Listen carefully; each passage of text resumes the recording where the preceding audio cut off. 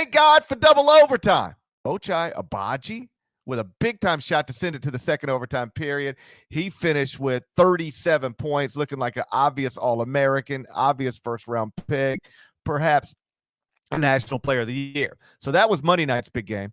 Tuesday night, Auburn barely got past Missouri. Duke barely got past Clemson. Kentucky needed overtime to get past Mississippi State. And Illinois, as you noted earlier, beat Michigan State without Kofi Coburn and Andre Curbelo. What stands out from that or anything else that happened over the past couple of days? I'll do it chronologically and just talk real quick on Kansas because that was a really nice win. Texas Tech is now 1-21 all-time at Allen Fieldhouse. The one win came a few years ago in early January. Coincidentally enough, my brother was at that game, and he did it on a whim. He was driving across the country, and literally day of, he found himself in Lawrence and got tickets off of wherever. I was like, yeah, go. You should enjoy it. Texas Tech is good, but Kansas is going to win, so enjoy it. And then sure enough, Kansas does not win that game. It's the only time TTU has been able to win in that building. Almost got it done in that one. Bryson Williams had 33. I think that was the most by an opponent in that building since Buddy Hield had that huge performance, 40-plus in triple overtime, 5 seasons ago now. But Texas Tech, man, what a team. Mark Adams done a really good job there and almost pulled it off. Remember, this was a return game. Texas Tech would have had its first ever regular season sweep of Kansas if it had been able to do this. It couldn't. What do you want from Kansas? 17-2, 1 seed caliber right now, as far as I'm concerned. Continues to look good. And my question for you, off the top of that bald dome of yours, is Ochai Agbaji your National Player of the Year frontrunner as of the morning of January 26th? I honestly haven't put enough thought in it to say that definitively, like to create a headline, but he's obviously got to be, I mean, he's now averaging 21.3 points, 5.0 rebounds, shooting 47% from three. Yes. I mean, that like 6'5", shooting 47% from three, good athlete, great body. Mm-hmm. Like that's how you end up as a lottery pick. If you remember, and I know you do because you got a great memory, we were at Champions Classic, Madison Square Garden. Yes. To start the season. And afterward, somebody asked Ochai, how close were you to staying in the NBA draft? He was like, very close, very close. But I was told by enough NBA people that I need to come back to school and work on A, B, and C.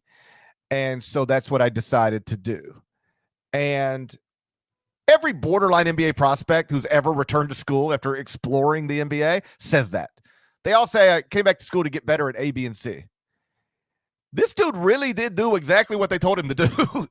Like, come back, be more aggressive, become a better three-point shooter. And he is all of those things. We talked about it early in the year. What seemed to have indicate that this early season jump was real and sustainable was because he was taking 14, 15, 16 shots a game. Like he was going to go be aggressive, get shots, and be the best player on a team that also features the preseason Big 12 Player of the Year. Don't ever forget that. Ochai Agbaji might be the best player in the country right now. He wasn't supposed to be the best player on his team. That's how big of a jump he's taken from last season to this, and it's been fun to watch. I do a hit in Kansas City every Tuesday with Sarim Petro, who's terrific.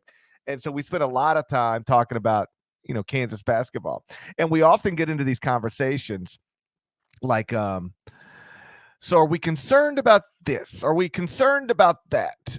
And every time I'm compelled to point out, like, Kansas is 17-2. They've got probably at least 2 NBA players in Ochai Agbaji and Christian Braun. They've got other guy. Here's the interesting thing about Kansas, or among the interesting things. Like, Agbaji's going big every night. Christian Braun's pretty reliable.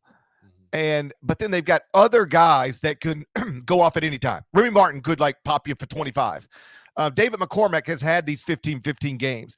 Jalen Wilson can have a big game. They got at least 5 guys that can have the game of the night in college basketball reasonably. And that's going to make Kansas a tough to deal with throughout the rest of this Big 12 schedule, and obviously in the NCAA tournament. Defensively, still not where they need to be. 49th in adjusted defensive efficiency according to KenPom, but top 5 in offensive efficiency. They've got a slew of really, really good players. They've got legitimate NBA talent. They've got a Hall of Fame coach. They've been a number 1 seed in 8 of the past 14 NCAA tournaments, and right now, you would think that's going to extend to 9 and 15. I think I'd have Agbaji right there with Oscar Tshiebwe, who I'll get to in just a second. Johnny Davis at Wisconsin. Drew Timmy's numbers are still pretty respectable. So that's probably my top 4. It's crowded though. There's more, but off the top of my head, those 4. But if you made me vote right now today, I would vote Ochai Agbaji as the National Player of the Year. But one fun thing about this season is that answer could understandably and reasonably change within 10 days from now. And I hope that it does. And we have a true viable multiplayer, 3-prong, 4-prong race for National Player of the Year by the time we get into March.